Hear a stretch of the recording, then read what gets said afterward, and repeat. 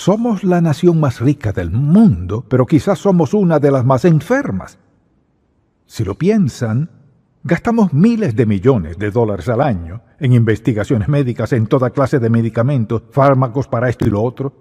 ¿Y por qué seguimos tan enfermos? ¿Qué pasa dentro de nosotros que nos impide ser saludables?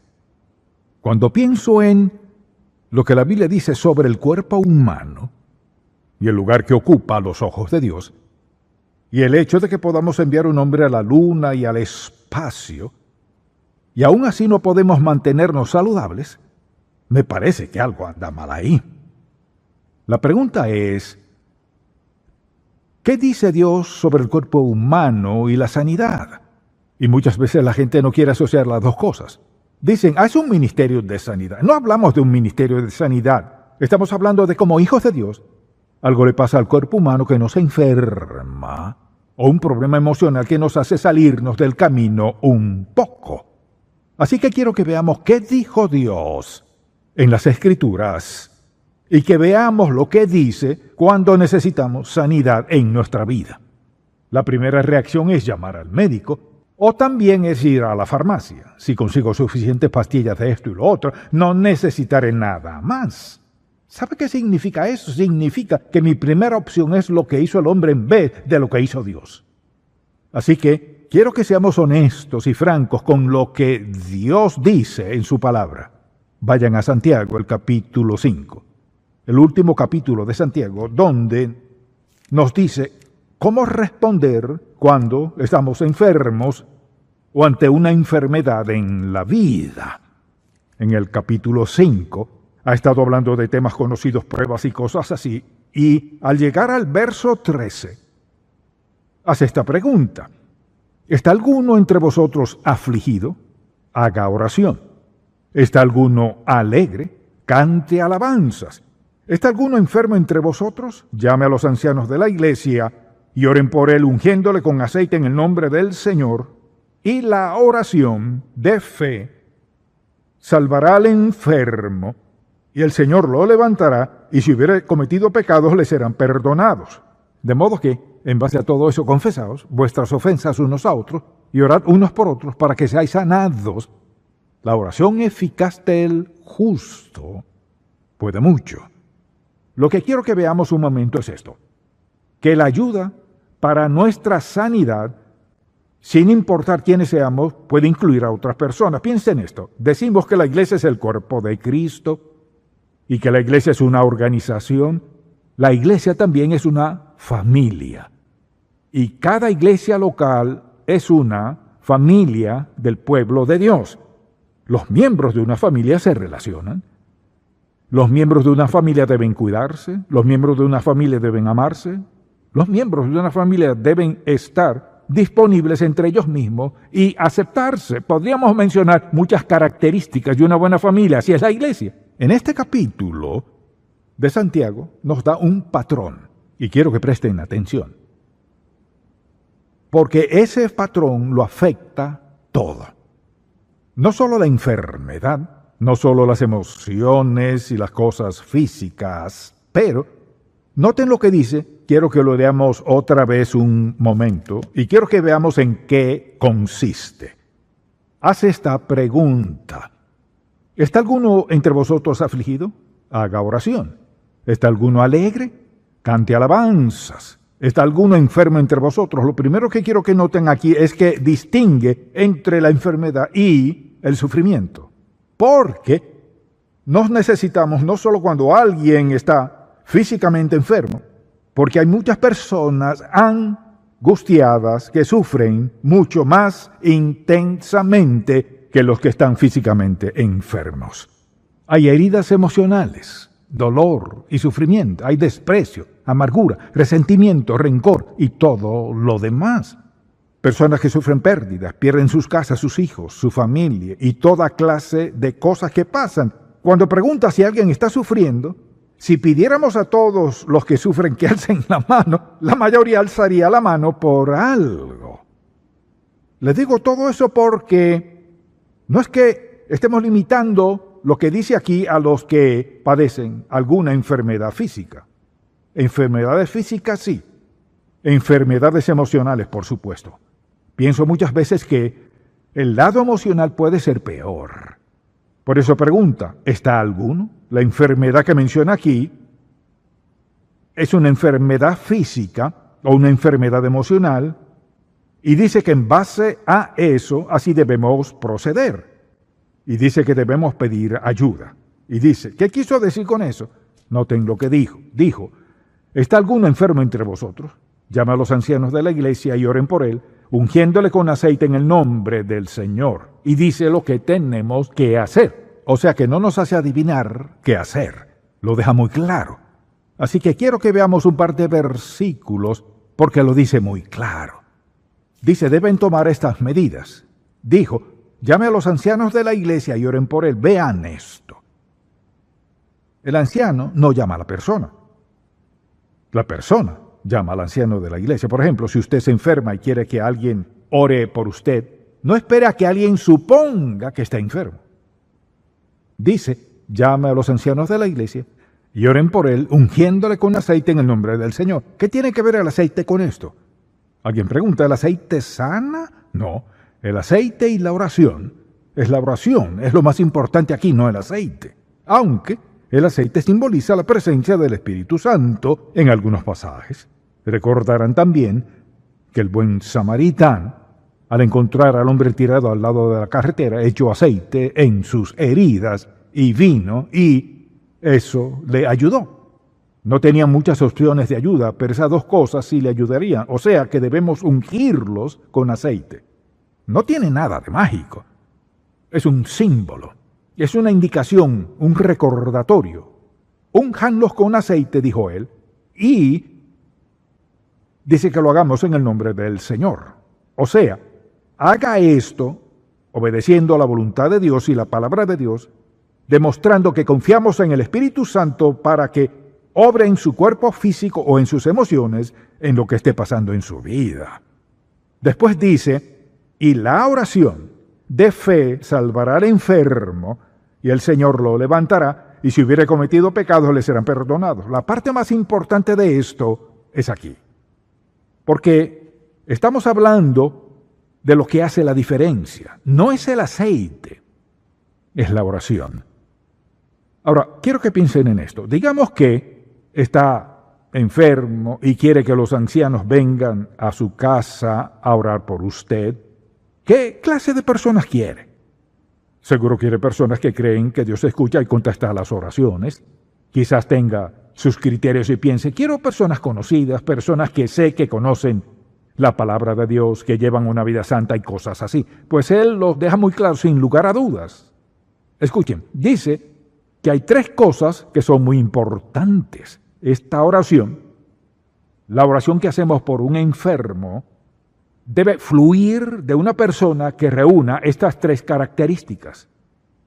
Primero dijo que debe hacerse con fe.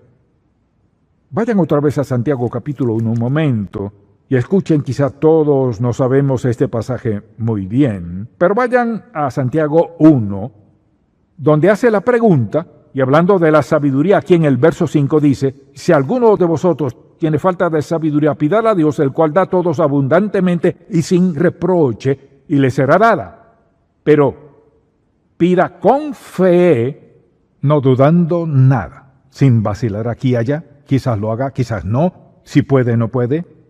Dice sin vacilar aquí y allá. Dice, pídala a Dios, el cual da a todos abundantemente y sin reproche, y le será dada. Pero pida con fe, no dudando nada, porque el que duda es semejante a la onda del mar que es arrastrada por el viento. Y dice, no piense pues quien tal haga que recibirá cosa alguna del Señor. Dice que es la oración de fe. Vean esto, una oración de fe basada en la palabra de Dios. Se basa en nuestra experiencia con Dios. En respuesta a la oración de fe. Por tanto, si ha de haber sanidad, debe haber oración que fluye de una vida de fe. Lo cual significa, vean esto, necesitamos estar en la palabra de Dios continuamente, leyendo la palabra de Dios, escuchándole, dejándole que nos haga recordar, que nos desafíe, que nos dirija, necesitamos la palabra cada día de nuestra vida. Y a decir verdad, escuchen, nuestra eficacia como seguidores de Jesús está ligada absolutamente a nuestra relación con su palabra. Por tanto, si voy a hacer una oración de fe, voy a basarla en la palabra de Dios. Y si llevo 1 o 2 semanas sin leer la Biblia o lo que sea, les garantizo, piénsalo un momento, en su propia vida, si no leen las Escrituras, el nivel de su fe empieza a bajar. Y entre más aparten de la palabra, menos fe tendrán para confiar en Él en los momentos cruciales. Por eso dice primero que esa oración debe fluir de una vida de fe. Y ahora vean esta parte. No solo dice eso, también dice, y el Señor lo levantará, y si hubiere cometido pecados, le serán perdonados. Confesaos vuestras ofensas unos a otros y orad unos por otros. Bien, por ejemplo, si van a orar por alguien, deben afrontar el problema del pecado, porque está directamente relacionado con el pecado, enfermedad y la sanidad. Hay una relación directa. No significa que todo el que está enfermo está viviendo en pecado, pero cuando alguien vive en pecado, Dios dijo esto: si en mi corazón, es decir, si me aferro al pecado y sé que está ahí y lo mantengo ahí, si en mi corazón hubiese yo mirado a la iniquidad, no te escucharé.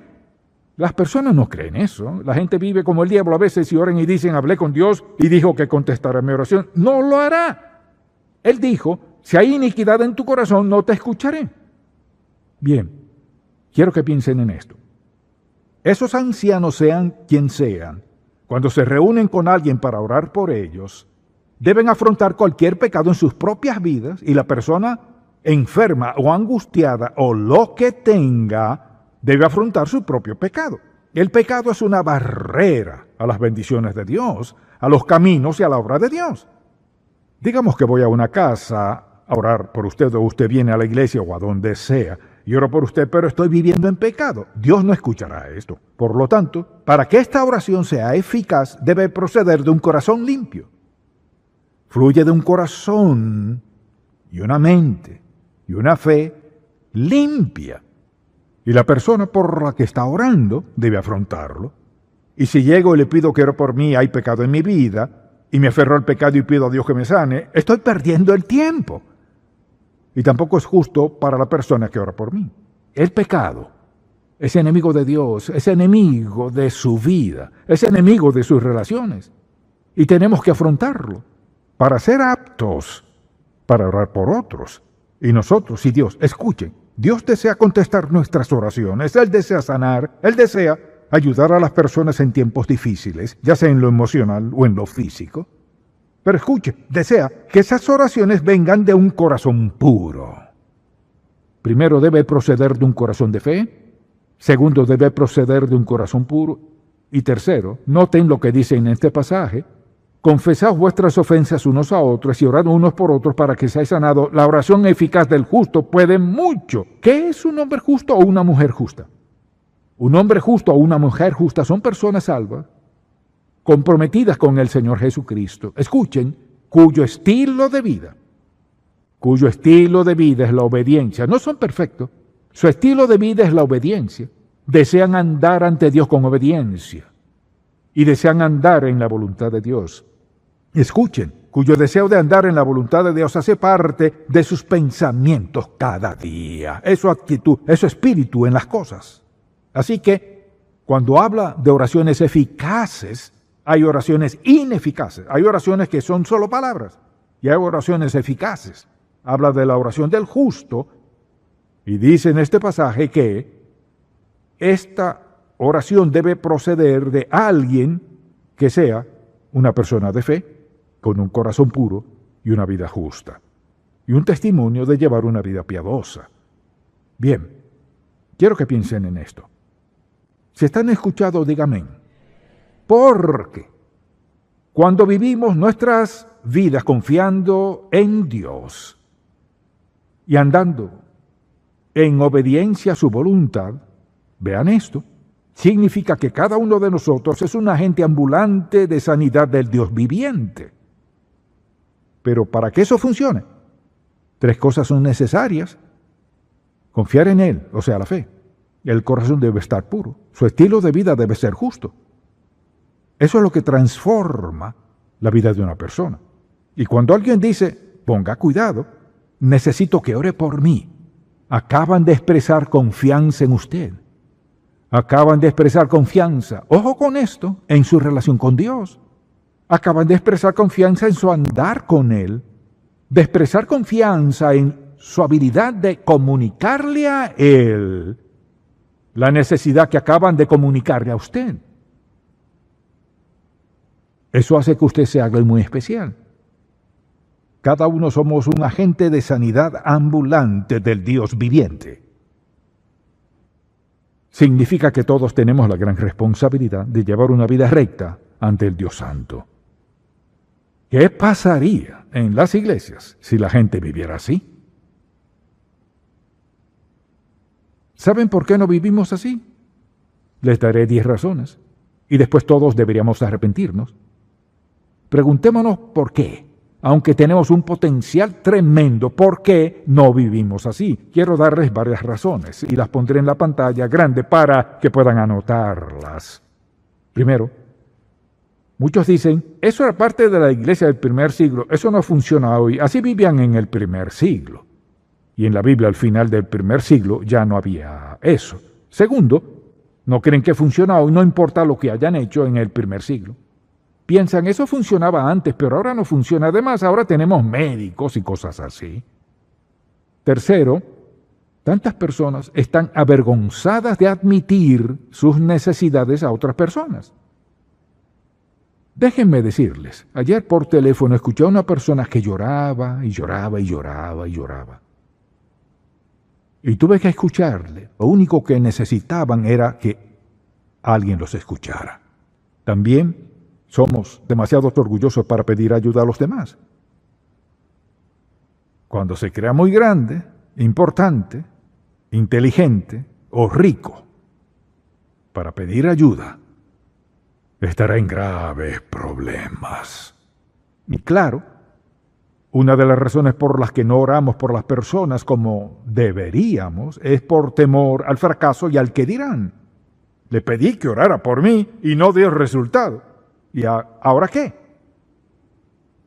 Hay mucho orgullo envuelto en todo esto y también nos da vergüenza confesar nuestros pecados a otros. No quiere decir que digamos a todos hice esto y aquello, pero debería haber a alguien, alguna persona de confianza. También estamos tan envueltos en nuestras propias necesidades que no tenemos tiempo. Estamos tan ocupados con lo nuestro que no hay tiempo para sentir lo que sienten los demás. Si no podemos sentir lo que sienten, no podemos orar por ellos seriamente.